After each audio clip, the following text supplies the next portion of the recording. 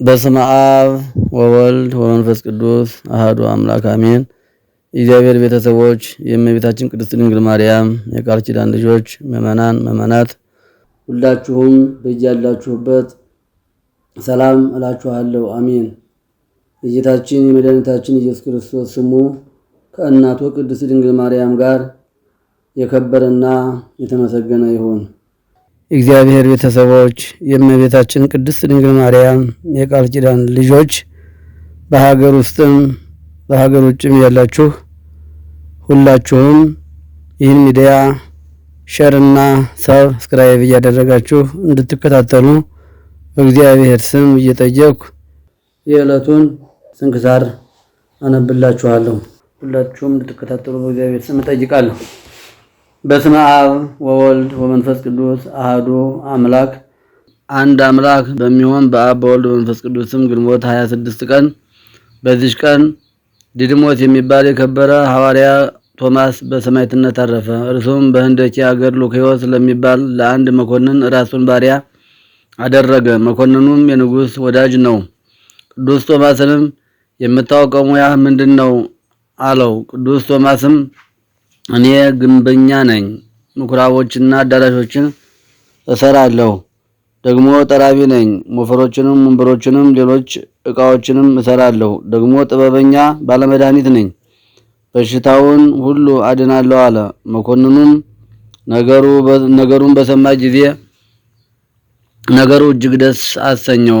ለንጉሥ ጠቃሚ የሆነ ባሪያ አገኘሁ አለ። በዚያን ጊዜ ለቶማስ ገንዘብ ሰጥቶ ቤተ መንግስት እንዲሰራ አዞ መኮንኑ ወደ ንጉሱ ሄደ። እርሱ ቶማስም የመኮንኑን ሚስት የእግዚአብሔርን ሕግ ያስተምራት ጀመር። በፊቷም ተአምራትም አደረገ።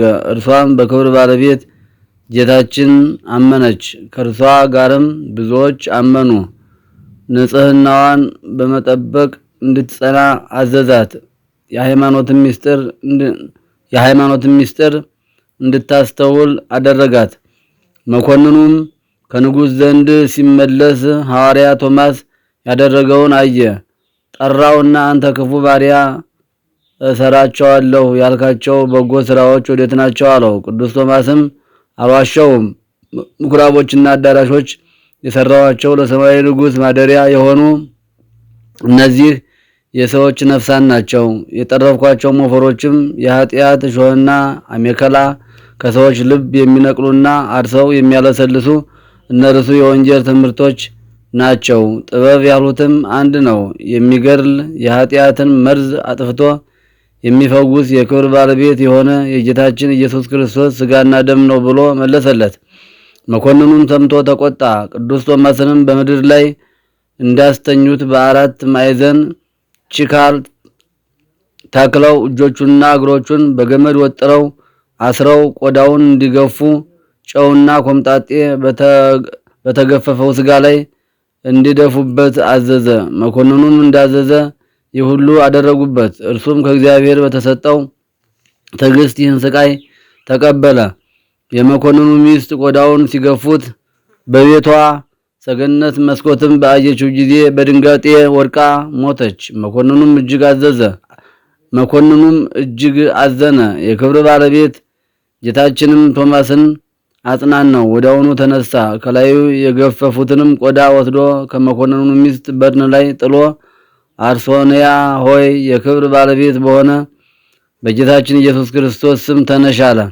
ወዲያውኑ ዓይኗን ገለጠች። ፈጥና ተነስታም ለሐዋርያ ቶማስ ሰገደችለት። ሉኪዮስም አይቶ ደነገጠ። ለሐዋርያውም ሰገደለት። ይቅርታም ያደርግለት ዘንድ በመለማመጥ ለመነው። ቅዱስ ቶማስም በጌታችን ካመንክ ትድናለህ አለው። እርሱም በክብር ባለቤት በጌታችን ኢየሱስ ክርስቶስ አመነ። እንዲሁም የሀገር ሰዎች ሁሉም አመኑ። በአብ በወልድ በመንፈስ ቅዱስ ስም አጠመቃቸው። ኤጲስቆጶሳትን ቀሳውስትና ዲያቆናትን ሾመላቸው። እያስተማራቸውና በቀናች ሃይማኖትም እያጸናቸው ከእሳቸው ዘንድ ኖረ። ደዌ ያለበትንም በላዩ ቆዳውን ሲያኖሩበት ወዲያውኑ ይድናል። ከዚህ በኋላም ከርሱ ዘንድ ወጥቶ ቀንጦሪያ ከሚባል አገር ገባ። ሲገባም አንድ ሽማግሌ ሰው መራራ ለቅሶ እያለቀሰ አገኘ። ቅዱስ ቶማስም እንዲህ ለምን ታለቅሳለህ አለው። ሽማግሌውም 7 ልጆች ነበሩኝ፣ በሐሰት ነገር ንጉሥ ገደለብኝ፣ ደግሞም ዕዳ አለብኝ። ከነርሱ አንዱ እንኳን ቀርቶ ቢሆን ለኑሮዬ በተዳዳይ ነበር ብሎ መለሰለት። ቅዱስ ቶማስም ሰምቶ ቆዳውን ሰጠውና ይህን ወስደህ በልጆች መቃብር ላይ አኑር አለው። እንዳዘዘውም ባደረገ ጊዜ 7ቱ ሁሉ ልጆቹ ሌሎቹም 8 ወንዶች በዚያ አስቀድሞ ተቀብረው የነበሩ በአንድነት ተነሱ። ይህችም ተአምር በሀገሮች ሁሉ ተሰማች። የጣዖታት ካህናትም ተቆጥተው በደንጃ ሊወግሩት ጀመሩ። ያን ጊዜ እጆቻቸው ደረቁ። የቸር አምላክ ሐዋርያ ሆይ ከፈጣሪ ኢየሱስ ክርስቶስ በቀር ሌላ አምላክ እንደሌለ አመን፣ ማረን፣ ይቅርም በለን እያሉ ጮሁ። ያን ጊዜም አዳናቸው። የቀናች ሃይማኖትም አስተምሯቸው በአብ በወልድ በመንፈስ ቅዱስ ስም አጠመቃቸው። ኤጲስቆጶሳትን ቀሳውስትና ዲያቆናትንም ሾመላቸው። ከዚህ በኋላ ወደ አቴና ወደ መቄዶንያ ሄዶ በውስጧ በክብር ባለቤት ጌታችን ስም ሰበከ። ስለ እርሱም ነገስታቱና መኳንንቱ ሰሙ፣ ይዘውም አሰሩት። የንጉሥ ሚስት ከልጇ ጋር ወደ ወህኒ ቤትም እየመጣች የቅዱስ ቶማስን ትምህርቱን ትሰማ ነበር። ብዙዎች በስውርም እየመጡ ያስተምራቸው ነበር። በክብር ባለቤት ጌታችንም አመኑ። ንጉሱም ስለሚስቱ ተቆጣ። ነገር ግን በሕዝብ መካከል መግደልን ፈራ። ከከተማውም ውጭ ቅዱስ ሐዋርያ ቶማስ አውጥቶ እስከሚሞትም በጦር እንዲወጉት 4 ወታደሮችን አዘዘ። የንጉሥ ልጅም ቁሞ ይመለከት ነበር። የሀገር ሰዎችም ባወቁ ጊዜ ከወታደሮች እጅ ሊያስጥሉትም ወጡ። ግን ሙቶ አገኙት። አነስተው ገንዘው ከነገስታት መቃብር በአንዱ አኖሩት። በንጉሱ ልጅም ሰይጣን ተጭኖበት የሚያንከባልለው ሆነ። ከልብሱም ጥቂት ወስደው በንጉሱ ልጅ አንገት ላይ ሊያንጠለጥሉለት ወደ ቅዱስ ቶማስ ስጋ መጡ። መቃብሩንም በከፈቱ ጊዜ አላገኙትም። ጌታችንም ከዚያ አፍርሶታንና ከመቃብሩ አፈርም በእምነት ወስደው በንጉሱ ልጅ አንገት ላይ አንጠለጠሉ። ያን ጊዜ ዳነ። ንጉሱም የክብር ባለቤት በሆነ በጌታችን ኢየሱስ ክርስቶስ አመነ። ከዚህ በኋላ ቅዱስ ሐዋርያ ቶማስ ለብዙዎች ተገለጸላቸው። እርሱ ሕያው እንደሆነ ጌታችንም በመንግስቱ ውስጥ እንደተቀበለው ነገራቸው። የክብር ባለቤት በሆነ በጌታችን በኢየሱስ ክርስቶስ የቀናች ሃይማኖት እንዲጸኑ አዘዛቸው። የሐዋርያ ቶማስ በረከቱ ከኛ ጋር ትኑር ለዘላለሙ አሜን። ዳግመኛ ከተአምራቶቹ አንዱን እንጽፋለን። አንድ ጻድቅ ሰው እግዚአብሔርን የሚፈራ በግብፅ አገር ነበረ። ይነግድም ዘንድ ወደ ህንደኬ ሄደ። ግንቦት 26ም ሲሆን በሐዋርያ ቅዱስ ቶማስ በዓል ብዙ ሕዝቦችን የቅዱስ ቶማስ እጅ በውስጡ በምትኖርበትም ባህር ዳር ተሰብስበው አያቸው። በዚያን ጊዜም የባህሩን ውሃ ጨርሶ እስከሚያስወግደው ድረስ ጥልቅ ነፋስም ተነሳ። ሰዎችም ሁሉ በደሴትም ወዳለበትም ቤተክርስቲያን ገብተው ሲጸልዩ አደሩ። በማግስቱም በቅዱስ ቶማስ በዓል ቅዱስ ቁርባንን ለመቀበል ቀደሱ። የሐዋርያ ቶማስ እጅ ያለ ጥፋት ሕይወት ያላት ስለሆነች የጌታችንን ሥጋ በላይዋ አደረጉ። በቅዱስ ሐዋርያ ቶማስ እጅም ቅዱስ ቁርባንን ሊቀበሉ አንዱ ከሕዝቡ መጡ። አንድ ሕዝባዊ ሰውም ሊቀበልም መጥቶ የቅዱስ ቶማስ መሃል እጁን ጨበጠ። ያን ጊዜ ተሰወረች።